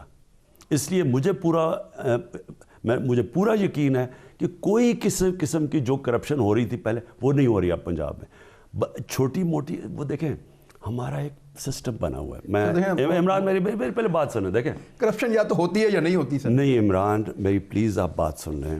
دیکھیں ایک ملک کا ایک سسٹم بنا ہوا ہے. ہم نے شروع میں آتے ساتھ ہی بڑی کوشش کی کہ جی ایک ہی دم ہم سارے بلیک کے پیسے کو نا باہر کر دیں اور ہم سارا وائٹ پیسہ کریں. آئیڈیل تھا وہ, اور ہم نے جب وہ کیا اس سے کیا ہو, ساری ہماری اکانومی رک گئی, بے روزگاری بڑھ گئی, ساری ٹریڈنگ ختم ہو گئی, پلاٹس کی قیمتیں نیچے چلے گئی, ریل اسٹیٹ نے شور مچا دیا. سب سے بڑا مشکل بے روزگاری بڑھنی شروع ہو گئی. اب پھر میں نے آپ کہتے ہیں نا کہ میں نے 2 سال کے بعد سیکھا کیا, ٹرانزیشن ہمیشہ سلو ہوتی ہے, گریجول. دیکھیں نبی صلی اللہ علیہ وسلم نے, ہم مدینہ کی ریاست کی میں اس لیے ہمیشہ مثال دیتا ہوں کیونکہ وہ ہمارے لیے ہمیشہ کے لیے انہوں نے ایک ایسی بتا دیا ہے کہ ایک آئیڈیل ہے, اس تک پہنچ تو نہیں ہم سکتے, نبی صلی اللہ علیہ وسلم کی طرح تو کوئی نہیں بن سکتا, لیکن اللہ نے کہا کہ ان کے راستے پہ چلو, یعنی کوشش کرو وہاں پہنچنے کی. آپ 10% بھی پہنچ جائیں تو آپ بڑے کامیاب آدمی. اسی طرح مدینہ کے ریاست کے انہوں نے اصول بنائے تھے. اس کے اندر انہوں نے شراب 3 فیزز میں بند کی. پہلے دن نہیں بند کی. غلامی فیزز میں بند کی. انہوں نے پتا تھا کہ ایک دم غلامی بند کرتے تو سسٹم ختم. انہوں نے کہا ان کو پہلے اسی طرح رکھو جس طرح آپ گھر کے اپنی فیملی کے وہی کھانا کھلاؤ, ان کو وہ کرو. یعنی انہوں نے فیزز میں کیا. تو میں نے جو غلطی کی شروع میں, ایک دم جو ہم نے بلیک کے پیسے پہ گئے, وہ اکانومی بیٹھ گئی. اب آپ ایک پورا سٹرکچر بنا ہوا ہے پاکستان کا, جو اقتدار میں آتا ہے عثمان بزدار بھی بہتر ہو جائیں گے, آپ یہ کہہ رہے ہیں؟ میں 100% میں کہتا ہوں بہتر ہو جائیں گے. اور آپ سے میں پھر انٹرویو کروں گا, اور آپ اصل میں ایونچولی آپ نے دیکھنا ہے کہ پنجاب کی پرفارمنس کیا ہے, اور کیا وہاں اس طرح کی کرپشن ہو رہی ہے جو پہلے تھی. میں آپ کو یقین دلاتا ہوں کہ یہ نیچے جائے گی. ہمارا پرابلم دوسرا ہے. سر میرے پاس ایک منٹ عمران, آپ وہ جو آپ باتیں کرتے ہیں نا, وہ میں آپ کو ایک چیز کہہ دوں. دیکھیں, جو پنجاب کا سسٹم ہے نا, وہ ہم کے پی میں ہم گورنمنٹ آئی 3 سال ہمیں پختونخوا میں لوگوں نے کہا جی کدھر ہے نیا, نواز شریف نے وجہ کہا کدھر ہے جی نیا پختونخوا. 3 سال ہمیں کہا, اینڈ میں 2/3 اکثریت سے ہم جیتے. وہاں کولیشن گورنمنٹ تھی 2013 میں, آج 2/3 اکثریت ہے. تو ٹائم لگتا ہے. وجہ کیا ہوئی؟ وہاں فرق کیا تھا؟ وہاں صرف ANP 5 سال رہی تھی. یہاں 30 سال سے ان کی جڑیں اندر ہیں. بیوروکریسی میں ان کے لوگ بیٹھے ہوئے ہیں, پولیس میں ان کے لوگ بیٹھے ہوئے ہیں. اب بیوروکریٹس وہ ہیں, کئی بیوروکریٹس ہمیں فیل کرنا چاہتے ہیں, ہمیں پتہ ہے وہ کیا کر رہے ہیں. سو اتنا آپ جو چینج کی ہم بات کریں, آئے گا, یہ میں آپ کو گارنٹی کرتا ہوں آئے گا, لیکن سلو آئے گا. جو مجھے 2 سال پہلے چیزیں پتہ تھی اس سے بہت زیادہ آج چیزیں پتہ ہیں. اور جو اب ہم جس طرف اب جا رہے ہیں آپ دیکھتے رہیں گے. پنجاب کے اندر ہمیں پتہ چل گیا کون کون سے بیوروکریٹس ہیں. ٹائم لگا پتہ چلوانے میں کہ یہ اندر سے جڑیں کاٹ رہے تھے. آپ دیکھتے رہیں پنجاب کے اندر. لاہور کا لگایا, سب سے زیادہ مجھے اعتراض تھا شروع میں, میں اس کے خلاف سٹوریز کی میں نے, لیکن پھر مجھے اب محسوس ہو رہا ہے کہ وہ آدمی نے پولیس کو ڈرا دیا اور پولیس اب کام کرنا شروع ہو گئی. اس طرح کا کوئی بندہ آپ کو IG نہیں ملتا کوئی ایسا, یعنی پولیس کے اندر جب تک خوف نہیں ہوگا اکاؤنٹیبلٹی کا تب تک وہ کام نہیں کرے گی. ایک بندہ آیا اس نے یہ کیا اور کام شروع. میں اب سب کو بتاؤں کہ کیوں ہم نے فیصلہ کیا چینج کا, یہ میں آپ کو بتاؤں. وہاں میرے بہنوئی ہیں, ان کے اوپر کو 5 سال سے ان کے پلاٹس کے اوپر قبضہ, PIA سوسائٹی تھی وہاں قبضہ ہوا تھا. ہماری جب گورنمنٹ آئی تو انہوں نے کہا کہ دیکھیں اب آپ کی گورنمنٹ ہے, اور وہ قبضہ گروپ تھا, اس نے قبضہ کیا ہوا تھا. میں کہوں ان کو, میں کہوں اب ہماری گورنمنٹ ہے, قبضہ تو چڑھوا دو. وہ قبضہ 1 سال جو ہے جی اچھا جی ہو رہا ہے, کچھ نہیں ہو رہا, کچھ پرائم منسٹر کا بردر ان لا, یعنی یہ حالات تھا پنجاب میں. اور تو چھوڑو نا, اور بیچارے لوگوں کو کیا بات کرو, پرائم منسٹر. اچھا وہ فائنلی اس کا قبضہ, اس کے پلاٹ کا چھوٹا, اور بھی لوگوں کے قبضے کیے ہوئے تھے, قبضہ گروپ تھا وہاں. اس کے وہ جو 7 والا تھا, اس نے مجھے میرے بردر ان لا نے ٹیلی فون کیا کہ جی 7 والا ہمارا ہے, اس کے بھی پلاٹ پہ قبضہ تھا, وہ یوسف, اس کو وہ قبضہ گروپ دھمکیاں دے رہا ہے. پھر اس کی مجھے آئی کہ جی وہ ان کو دھمکیاں دے رہے ہیں کہ مار دیں گے, اور اس کو شام کو گولی مار دی. میں نے IG کو ٹیلی فون کیا, میں نے کہا پرائم منسٹر کہ اگر بردر, ان کو پتہ ہے قبضہ گروپ کو کہ وہ جانتا ہے, پرائم منسٹر کی نظر ہے اس کے اوپر, اگر اس کو نہیں, اس کو اس طرح دن دہاڑے گولی مار دی ہے, کچھ ہوا ہی نہیں, لا اینڈ آرڈر کہاں نہیں, تو پھر کیا ہوا؟ کچھ بھی نہیں ہوا, وہ دندناتے پھر رہے ہیں باہر. پھر اس کے بعد میں نے فیصلہ کیا کہ اگر یہ لاہور کے اندر یہ ہو رہا ہے تو وہ باقی باقی پنجاب میں, تب میں نے فیصلہ کیا چینج کا. اور جب وہ آیا, اس نے آتے ساتھ ہی پکڑ لیے, یہ جو نیا CCPO ہے. جو بھی اعتراضات ہیں, ہمیں تو لوگ تو جاننا چاہتے ہیں کہ جی قبضہ گروپوں کو پکڑ کے اندر ڈالیں. اور اب انشاءاللہ آپ ابھی بے فکر ہو جائیں, بڑے بڑے قبضہ گروپوں کو اب ہم ہاتھ ڈالنے لگے ہیں, کیونکہ ابھی تک تو تب تک تو ہمیں پتہ ہی نہیں چل رہا تھا. نہیں تو ایسے آفیسر آپ نے شارٹ لسٹ کر لیے ہیں جو جا کے یہ کام کریں؟ یہ مسلسل یہ جد و جہد ہے, یہ جہاد ہے, یہ مسلسل کرتے رہیں گے ہم. جو کام نہیں کرے گا فارغ کر دیں. اچھا خان صاحب, میں آپ کی صرف نالج میں بھی دے ہوں, آپ اس کے اوپر جواب دینا چاہیں تو وہ بھی دے دیں کہ جس رنگ روڈ کو شہباز شریف نہیں بننے دے رہا تھا ملک ریاض کے ساتھ مل کر پیسوں کی لالچ میں, اسی رنگ روڈ کو عثمان بزدار بھی نہیں بننے دے رہا ملک ریاض کے ساتھ مل کر, جو اپیل کی ہوئی تھی عدالت میں وہ بھی اٹھا لی ہے, اور عدالت کو جا کے کہہ بھی نہیں رہے کہ بننے دیں آپ, حالانکہ آپ سے انہوں نے افتتاح کروا لیا ہے. سر دیکھو عمران, میں اس کیس کو جانتا ہوں. اس میں عثمان بزدار کا کوئی ہاتھ نہیں ہے. اپیل واپس لے لی اور سر. میری بات تو سن لیں, میں کیس کو جانتا ہوں. اور تو ہونا کوئی کیس, میں آپ کو یہ بتا رہا ہوں, کوئی بڑا کیس ہوتا ہے نا وہاں, وہ میری نظر کے بغیر نہیں ہو سکتا, کیونکہ رنگ روڈ میں بڑا پیسہ انوالوڈ ہے. آپ یہ مطمئن ہو جائیں کہ میں یہ کیس نہیں, جب تک میں مطمئن نہ ہوں یہ کیس نہیں ہوگا. یعنی یہ رنگ روڈ کا ایشو آگے 2 نمبری نہیں ہوگی, گارنٹیڈ. میں آپ کو گارنٹی کرتا ہوں کہ پنجاب کی گورنمنٹ کو میں کسی صورت لاس نہیں ہونے دوں گا. یہ کسی صورت سڑک کا نقشہ نہیں بدلیں گے, کسی صورت جو ہے ملک ریاض کی منمانی نہیں چلے گی. جو بھی ہوگا پنجاب حکومت کو لاس نہیں ہونے دوں گا. ٹھیک سر. یعنی ٹیکس پیئر کے پیسے کو میں ضائع نہیں ہونے دوں گا, یہ آپ مطمئن ہو جائیں. اور یہ میں خود, یہ بزدار کا کچھ نہیں ہے, یہ میں خود دیکھ رہا ہوں کیس. خان صاحب ایک سٹوری پہ ہم کام کر رہے تھے, 2019 میں آپ نے نوٹس لیا تھا اور بڑا شاندار آپ کا نوٹس تھا. جنوری 2019 کی 19 تاریخ تھی.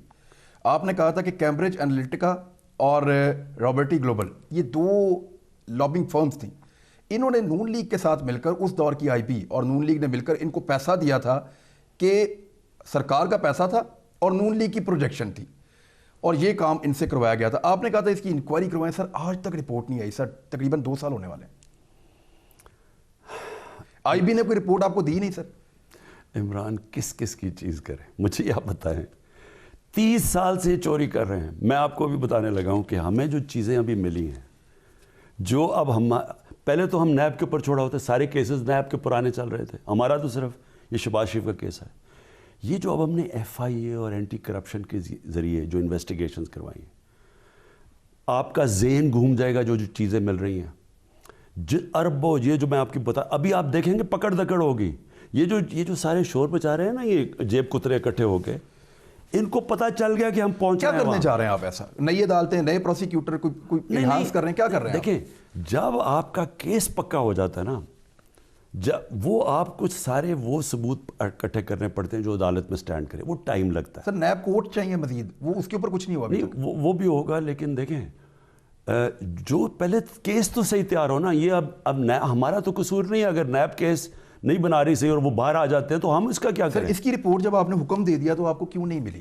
میرے پاس اس کی انفارمیشن ہے کہ میں شیئر کر دوں. مجھے ضرور دیں, لیکن اس کا پرابلم یہ ہے کہ وہ جو آئی بی تھی پرانی, انہوں نے بڑے کیسز, جو وہ تو خاص نواز شریف کے نیچے کام کرتی تھی, انہوں نے کئی چیزیں ہمیں, یعنی وہ جو پرانا لاٹ تھا انہوں نے ضائع کر دی, کئی ثبوت ہمیں نہیں ملے. سر موجودہ آئی بی کے ہیڈ قابل آدمی ہیں, لیکن ان کے لیے شاہد خاقان عباسی نے 3 مہینے انتظار کیا کہ یہ بندہ پروموٹ ہو تو میں اس کو لا کر لگاؤں, اور اسی بندے کے اوپر آپ کی پارٹی نے اعتراض کیا تھا کہ اس کی موجودگی میں فیئر اینڈ فری الیکشن نہیں ہو سکتا, اور یہ بندہ نیب کے اندر خیبر پختونخوا میں ضمانت کے اوپر رہا ہے.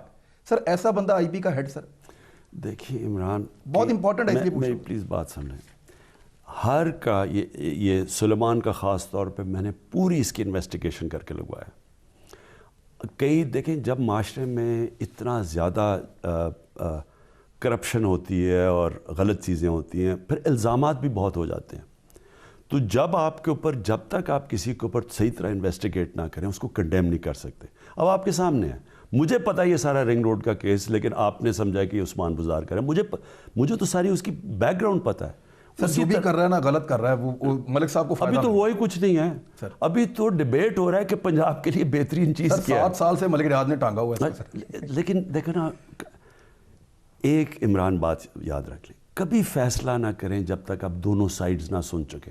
جج فیصلہ تب کرتا ہے جب وہ دونوں سائیڈ سنتا ہے. تو مجھے تو دوسری سائیڈ کا پتہ ہے, آپ کو نہیں پتہ. اسی طرح سلیمان کی بھی میں نے پوری انویسٹیگیشن کی, میں اس سے بڑا مطمئن ہوں, بڑا قابل آفیسر ہے. ٹھیک ہے سر. سر اب یہ ایک اور اس کے اندر ایشو سی پیک کے حوالے سے اپوزیشن آج کل آپ پہ تنقید یہ کر رہی ہے, اس میں اسٹریٹجی کیا ہے آپ کی, حکمت عملی یہ کیوں آپ نے بنائی کہ سی پیک کے جو منصوبے ہیں وہاں پہ نیب کے دائرہ کار سے باہر, آپ کے دور میں تو کرپشن نہیں ہو رہی اور نہ آپ کرنے دے رہے ہیں, تو پھر اس کی ضرورت کیوں پڑی؟ دیکھیں, ہم پہلے تو میں اپنی قوم کو ایک چیز واضح کر دوں کہ اس ملک کا جو فیوچر ہے نا وہ چائنا کے ساتھ ہے. ٹھیک, یہ کلیئر ہو جائے.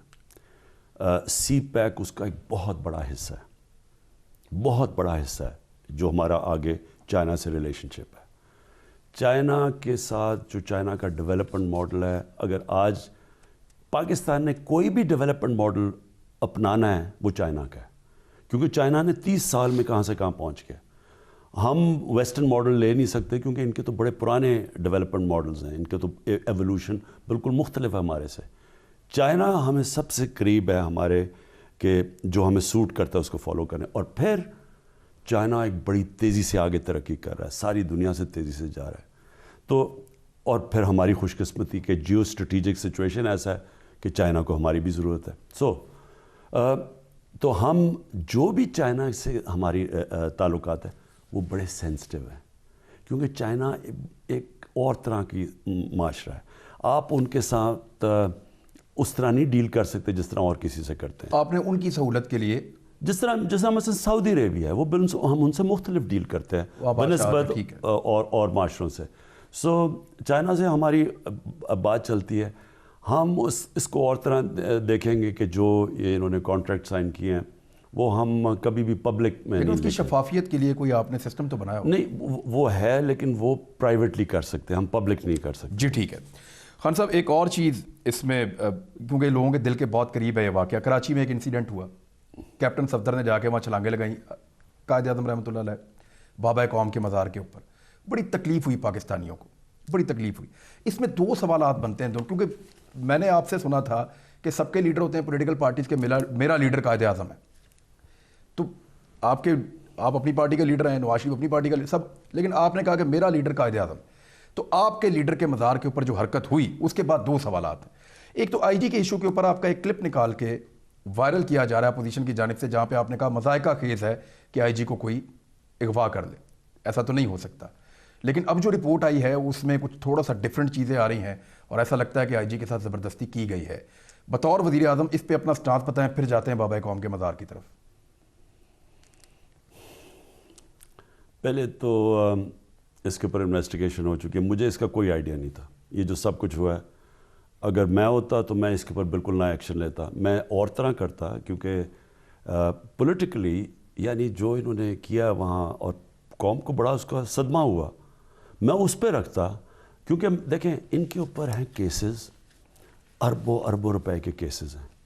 آپ جب ان کو ان کیسز میں کر دیتے ہیں نا, وہ ہوتا یہ ہے, لگتا ہے وہ جو ان کی اصل کرائم ہے اس سے بچ جاتے ہیں. سر کیا فوج نے غلط کیا, یہ صحیح نے اور رینجرز نے؟ پہلے اپنی رائے دے دیں. صرف میری رائے صرف یہ ہے کہ میں صرف اس لیے ان کو نہ اس کو کچھ نہ کرتا مریم اور صفدر کو, کیونکہ وہ ان کے اوپر جو کیسز ہیں وہ اس سے بہت سنجیدہ ہیں, بڑے کیسز ہیں.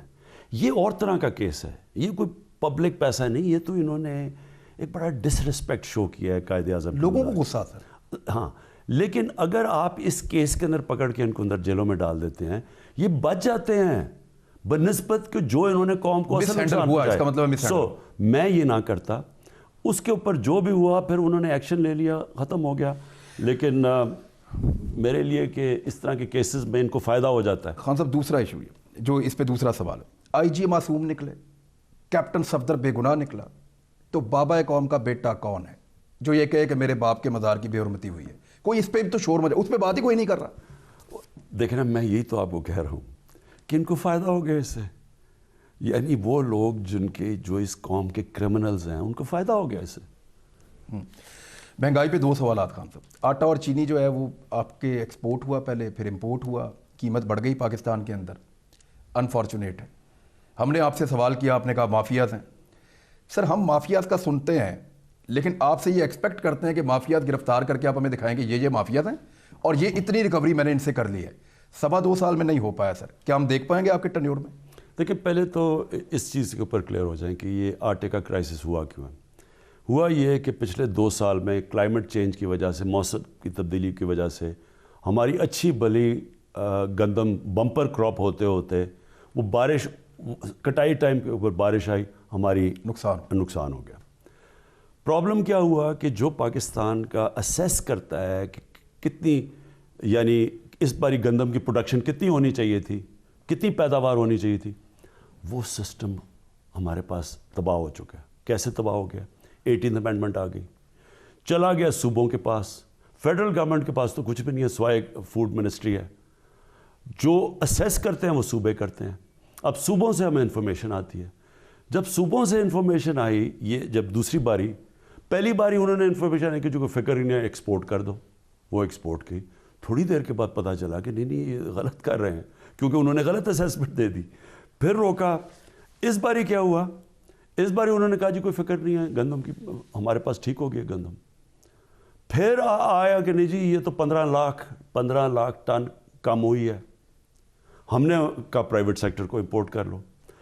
پھر سپٹمبر میں جا کے کہا کہ نہیں جی 15 لاکھ نہیں 22 لاکھ ٹن کم ہوئی ہے. اب یہ جو ٹائم لیگ آتا گیا مارکیٹ میں، یہ جو ذخیرہ اندوزی کرتے ہیں ان کو پہلے پتہ چل گیا، یہ تو مارکیٹ میں پھرتے ہیں کہ جی گندم کم ہو رہی ہے، انہوں نے ذخیرہ اندوزی کرنی شروع کر دی، اس کی قیمت اوپر چلی گئی. ہم نے جب باہر سے امپورٹ کرنی شروع کی تو وہ جب تک پہلے 15 لاکھ تھی تو مارکیٹ کو پتا تھا وہ بھی کم ہے.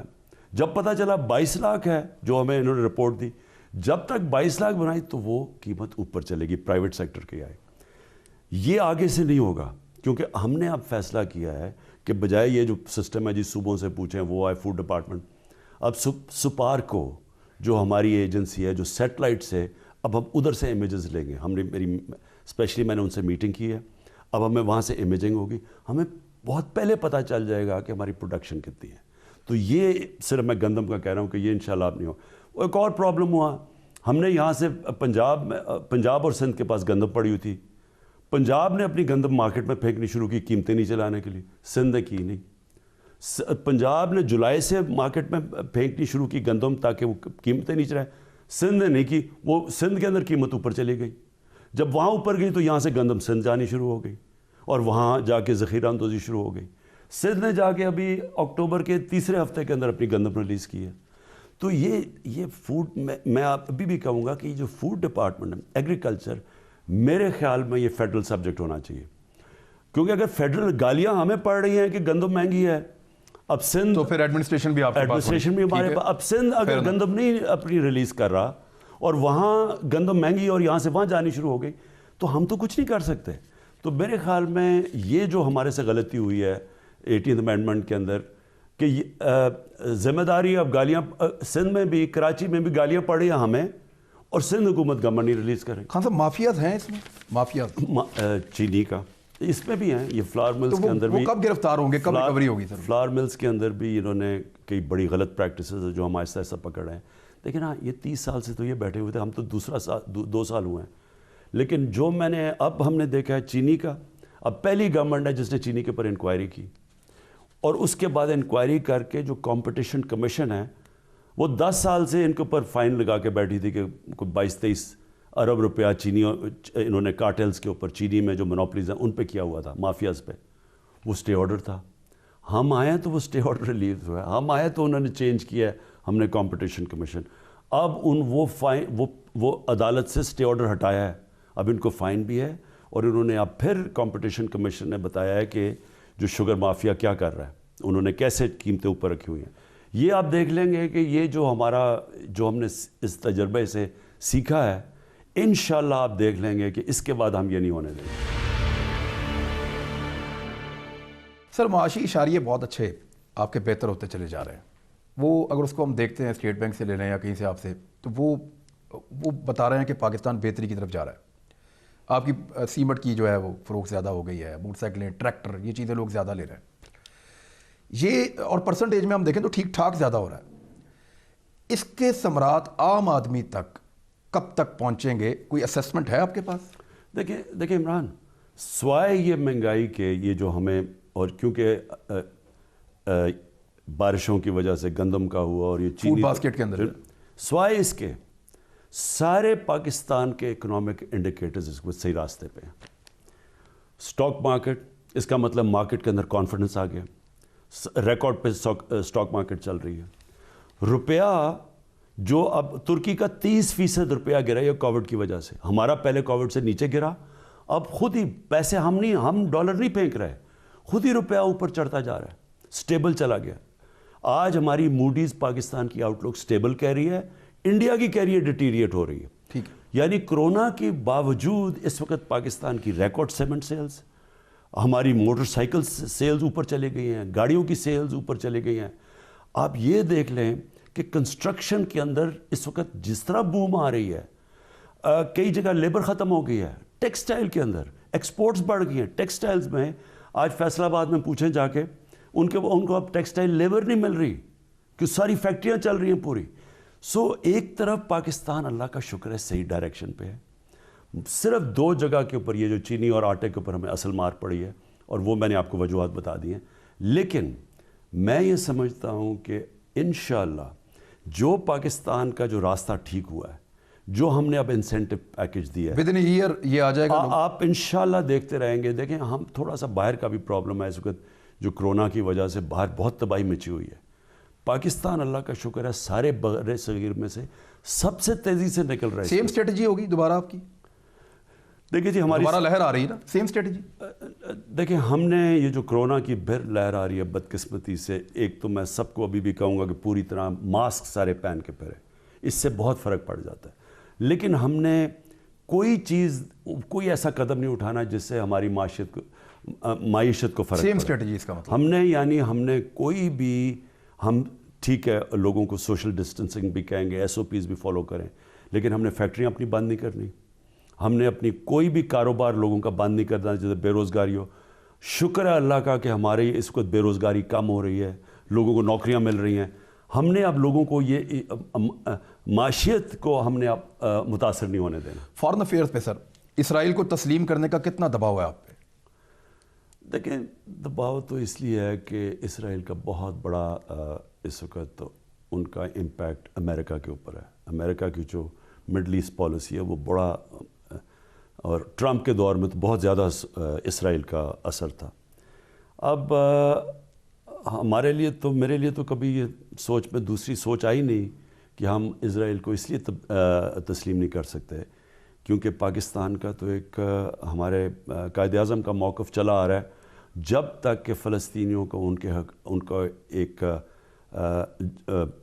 جسٹ سیٹلمنٹ یعنی کہ ایک ایسی سیٹلمنٹ نہیں ہوتی جو کہ اس سے وہ مطمئن ہوتے ہیں, ہم اس کو تسلیم نہیں کر سکتے. لیکن دباؤ ہے آپ پہ.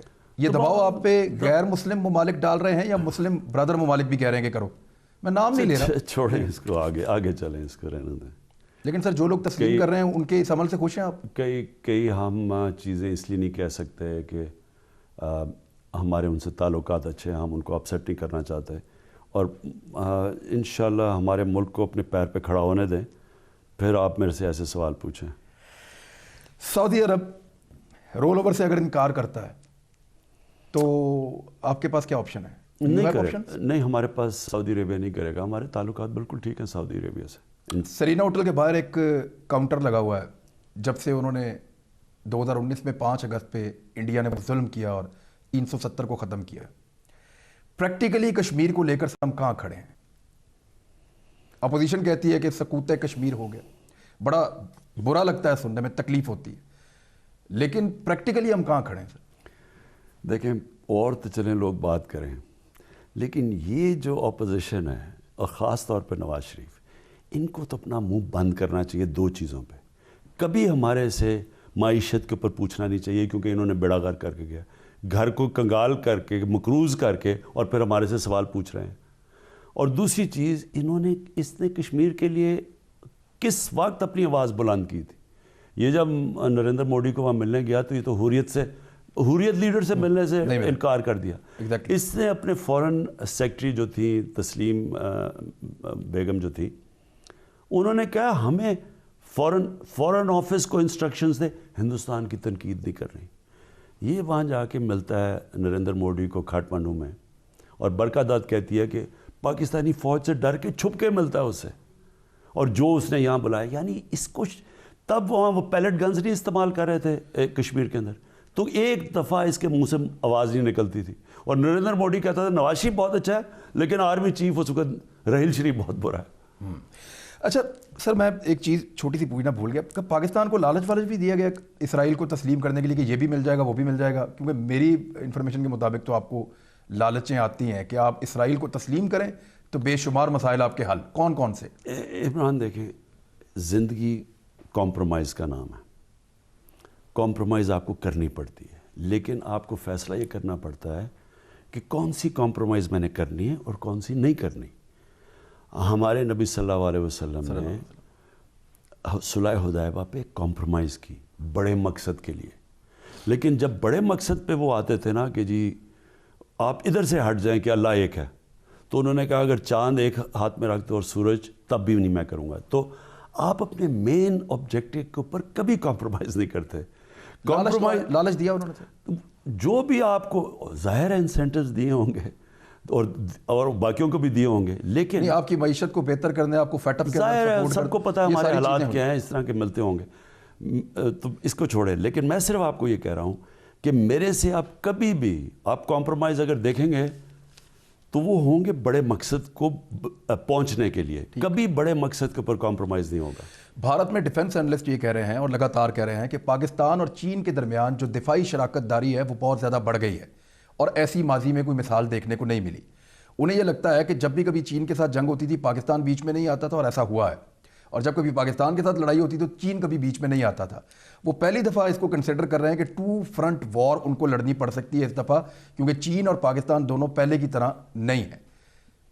آپ سر اس پہ کچھ کہنا چاہیں گے؟ دیکھیں کیا واقعی ایسا خطرہ بھارت کے لیے موجود ہے؟ دیکھیں آپ کے سامنے حالات ہیں.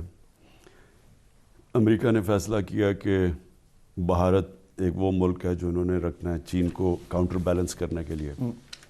تو ظاہر ہے جب وہ یہ کر رہے ہیں تو آٹومیٹکلی پاکستان اور چین کی تو کوآپریشن بڑھ جائے گی. آپ چین کے ساتھ اگر بھارت کا پھڈا ہوتا ہے اور چین آپ سے مدد مانگتا ہے تو آپ پوری مدد کریں گے؟ آپ خیر اللہ کرے کہ ہمارا کسی قسم کا کچھ نہ ہو اور ہونا. دیکھیں میں تو جنگ میں بلیو ہی نہیں کرتا, میں تو ملٹری سلوشن میں کبھی مانا ہی نہیں ہوں.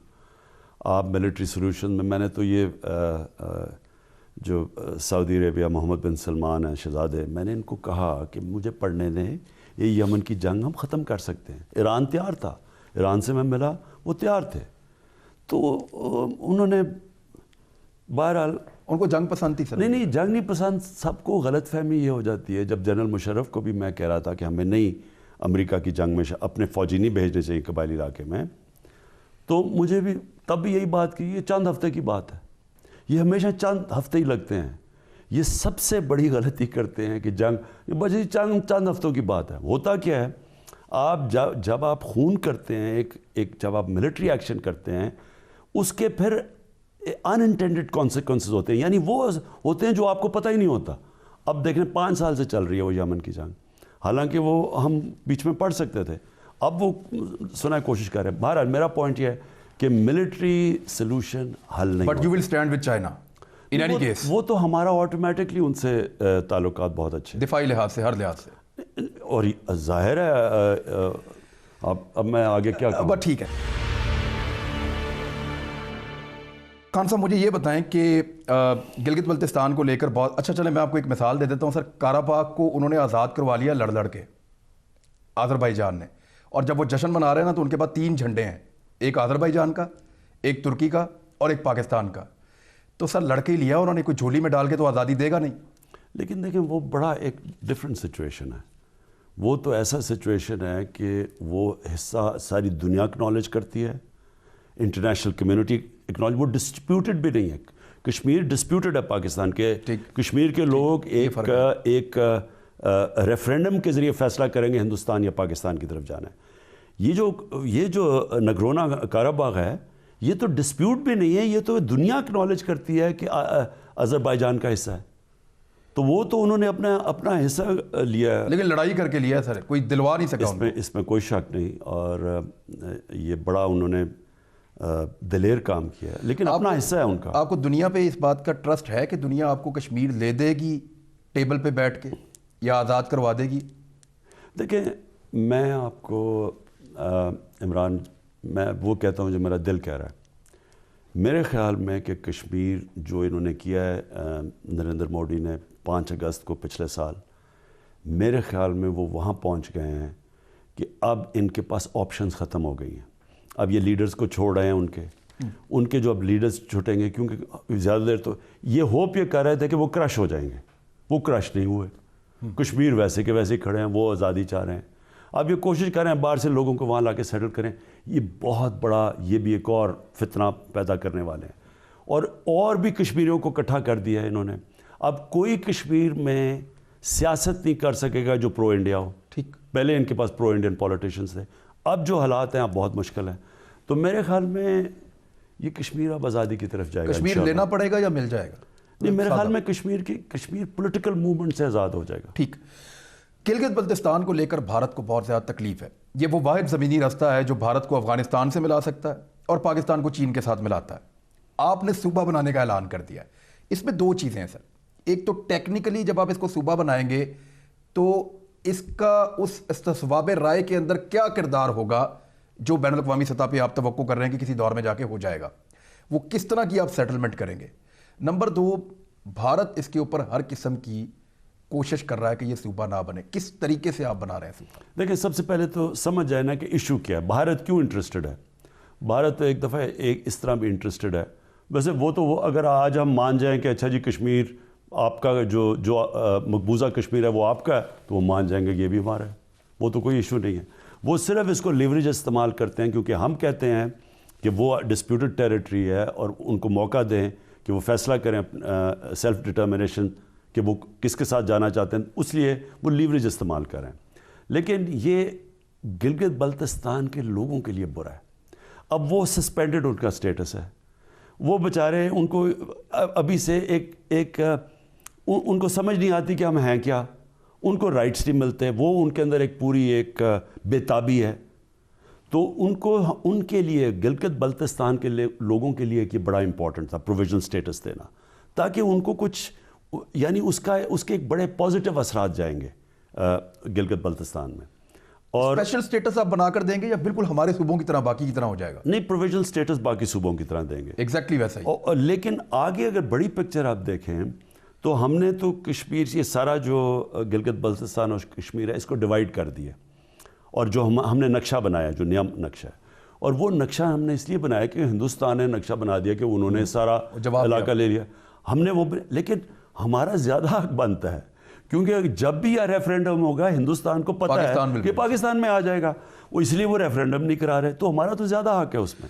گلگت بلتستان کے اندر ایم این ایز بھی ہوں گے اسی طرح جو آ کے قومی اسمبلی میں بیٹھیں گے؟ جی, اس کا پورا ہم پبلک کے سامنے رکھ دیں گے جب سٹیٹس پروویژنل سٹیٹس کا مطلب کیا ہوگا, اس کی پوری ڈیٹیلز پبلک. فائنلی امریکہ نئی قیادت آ گئی ہے. ڈیموکریٹس کا ریکارڈ ہے کہ جنگیں کافی چھیڑ دیتے ہیں. ڈونلڈ ٹرمپ نے کوئی نئی جنگ شروع نہیں کی پچھلے 4 سال میں. آپ کو لگتا ہے کہ نئی قیادت امریکہ کی اہم ایشوز پہ, خاص طور پہ کشمیر کو لے کر, افغانستان کو لے کر, پاکستان کو لے کر, وہ فیصلے کر پائے گی جو ماضی میں نہیں ہو پائے؟ دیکھیں میں سمجھتا ہوں کہ پہلے تو کہنا بڑا مشکل ہے, اور پہلے تو مجھے لگ رہا ہے کہ وہاں حالات بگڑیں گے. یعنی ڈونلڈ ٹرمپ ہار نہیں مان رہے. مجھے کیوں نکالا؟ نہیں, اور سوچیں کہ انہوں نے 7 کروڑ 10 لاکھ ووٹ لیا, 7 کروڑ 10 لاکھ ووٹ, تو وہ تو صرف 30-40 لاکھ ووٹ سے ہارے ہیں, 5 ملین سے آلموسٹ. ہاں, تو اب پوائنٹ یہ ہے کہ وہ مان نہیں رہے. اس کا کیا کانسٹیٹیوشنل کانسیکوینسز ہیں, کیا ہوگا, کتنی دیر لگے گی, اس کا امپیکٹ کیا پڑے گا, یہ تو ایک علیحدہ ایشو ہے. اور وہ جو امریکن سوسائٹی ڈیوائیڈ ہو گئی ہے, بالکل بیچ میں ڈیوائیڈ ہو گئی ہے, کیا یہ اب واپس یہ جڑ جائے گی واپس, یہ بھی ایک ایشو ہے. ان کی فارن پالیسی میں یہ کہہ سکتا ہوں کہ افغانستان میں نہیں بدلے گی. میرے خیال میں سب چاہیں گے, ڈیموکریٹس بھی چاہیں گے کہ وہاں اب یہ ایک سیٹلمنٹ ہو جائے, یہ جو پولیٹیکل سیٹلمنٹ جس طرف جا رہا ہے. کیا ان کی پالیسی اسرائیل کی طرف رہتی ہے, مڈل ایسٹ, یہ اصل ایشو ہے. کیا وہی جو ڈونلڈ ٹرمپ کی پالیسی ہے وہ فالو کرتے ہیں, کیا ایران کی طرف ہمیں وہ متاثر کرے گی؟ اگر ایران کے ساتھ ان کی وہی جو پرانا جو اوباما نے جو ڈیل کی تھی ایران کے ساتھ, جو ٹرمپ نے ختم کر دی, اگر وہ ہو جاتی ہے تو ہمیں تو بہت فائدہ ہے, ہماری تجارت بڑھ جائے گی ایران سے, ہمیں ٹریڈ سے, تو ہم دونوں ملکوں کو فائدہ ہے. ٹرمپ نے آپ کو کوئی یقین دہانی کروائی تھی کشمیر پہ؟ دیکھیں, ڈونلڈ ٹرمپ صحیح معنی میں سمجھتے نہیں تھے کشمیر ایشو, لیکن اس سے بڑی بات یہ ہے کہ انہوں نے جب اسٹریٹجک فیصلہ کر دیا کہ ہندوستان ان کے لیے وہ ہے جو کہ چائنا کا کاؤنٹر بیلنس ہے, تو اس کے بعد پھر انہوں نے کشمیر کے اوپر زیادہ نہیں آگے بڑھنا تھا. جو بائیڈن اور ڈیموکریٹس کو سر آپ بہتر سمجھ رہے ہیں خطے کے لیے, پاکستان کے لیے؟ دیکھیں, اس وقت بہت جلدی ہے عمران اس کے اوپر بات کرنے کی, کیونکہ ابھی ہمیں پتہ نہیں ہے کہ وہ ان کی کیا پالیسیز ہوں گی. میرے خیال میں افغانستان میں نہیں بدلے گی, لیکن کیا کشمیر میں بدلے گی, کیا پریشر ڈالیں گے, کیا اسرائیل سے کس طرح کی رہتی ہے، ایران سے بدلتی ہے، یہ ساری چیزیں ابھی ہم کہہ نہیں سکتے. پرائم منسٹر آف پاکستان، بہت شکریہ آپ کا ہمارے ساتھ بات کرنے کے لیے، ہمیں ٹائم دینے کے لیے. انشاءاللہ جو چیزیں آپ نے کی، جو وعدے آپ نے کیے، ان میں آپ نے یہ کہا کہ چھوڑوں گا نہیں. تو سر اگر آپ نے چھوڑ دیا کسی کرپٹ آدمی کو، چاہے وہ آپ کی پارٹی میں ہے چاہے وہ کسی اور پارٹی میں ہے، تو سر لوگ آپ کو نہیں چھوڑیں گے. یہ لوگ کہتے ہیں، میں آپ تک پہنچا دیں. لوگوں کو بھی میری طرف سے بتا دیں کہ جو احتساب ہوتا ہے وہ اکراس دا بورڈ ہوتا ہے، وہ اپنا اور دوسرا نہیں دیکھتا، نہیں تو وہ انصاف نہیں ہوتا. جی ٹھیک ہے، بہت شکریہ خان صاحب. انشاءاللہ آپ کے وعدے پورے ہوں تو آپ سے دوبارہ ملیں گے. Good luck. Thank you very much. اللہ حافظ.